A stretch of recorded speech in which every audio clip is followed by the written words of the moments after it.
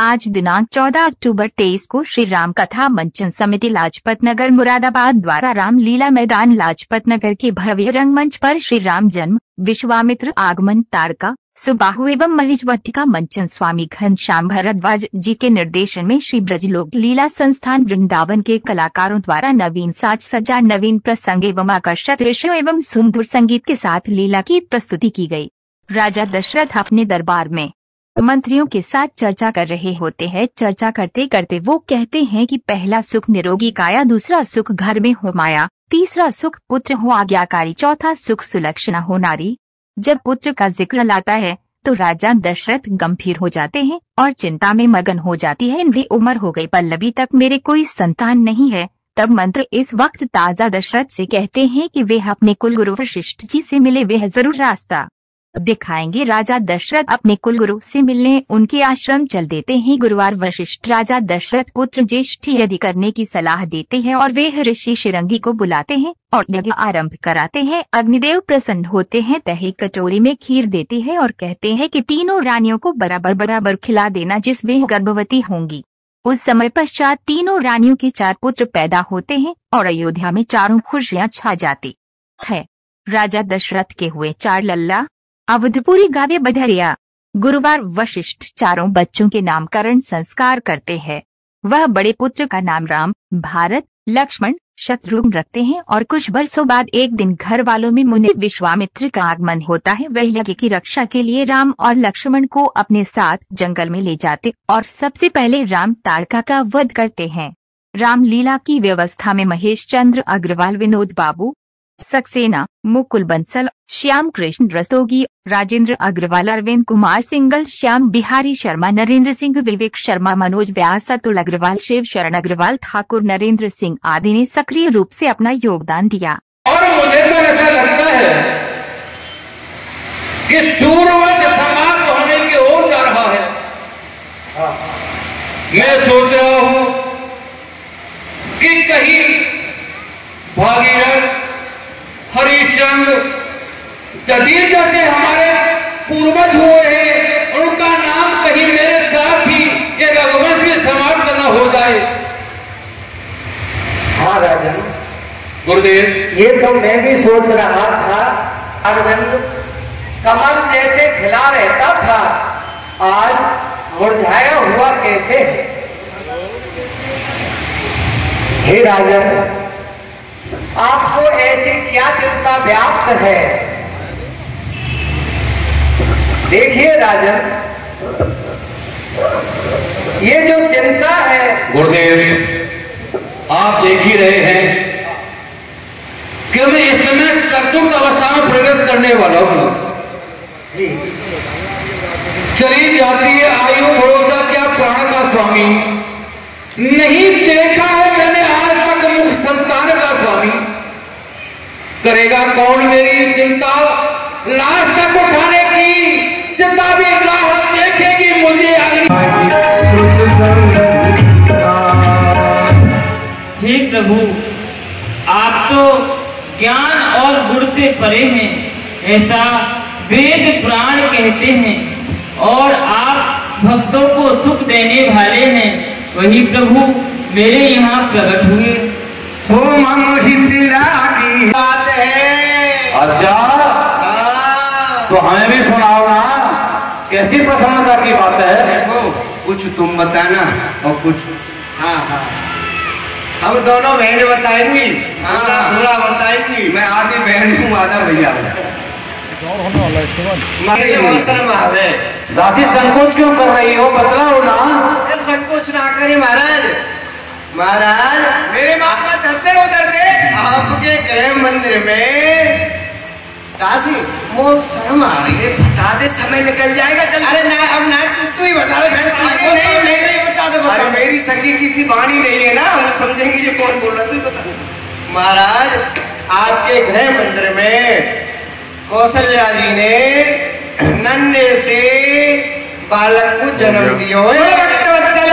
दासी ने बताया। क्या कहा? हमारे महिला में पुत्र का जन्म हुआ है, महारानी कौशल्या के यहाँ। तीनों रानियों को 4 पुत्रों की प्राप्ति हुई है। अरे ये तो बड़ा ही प्रसन्नता का विषय है।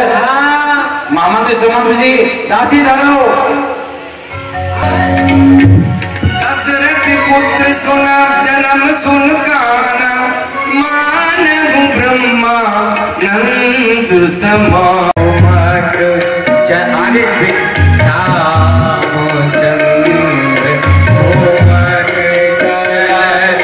रामचंद्र भजत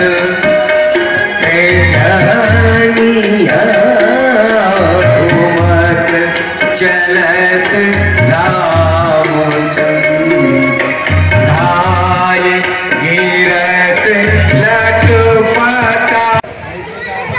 है महाराज शीत न घामा, पावक काल रोग विश्राम, शीतल।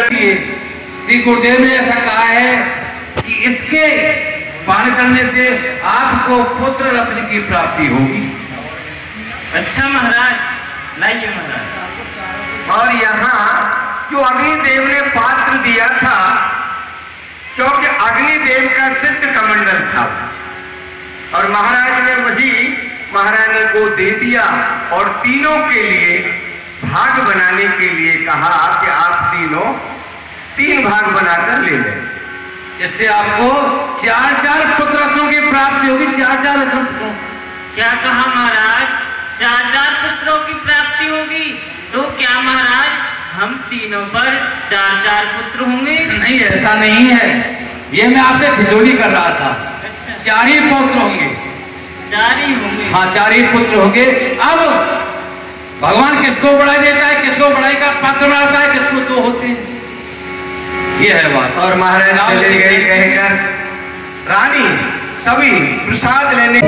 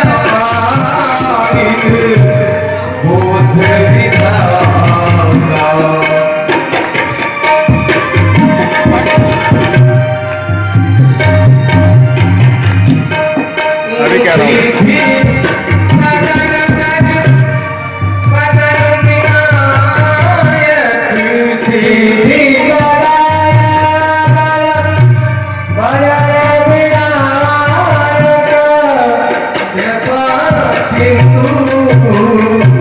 शायद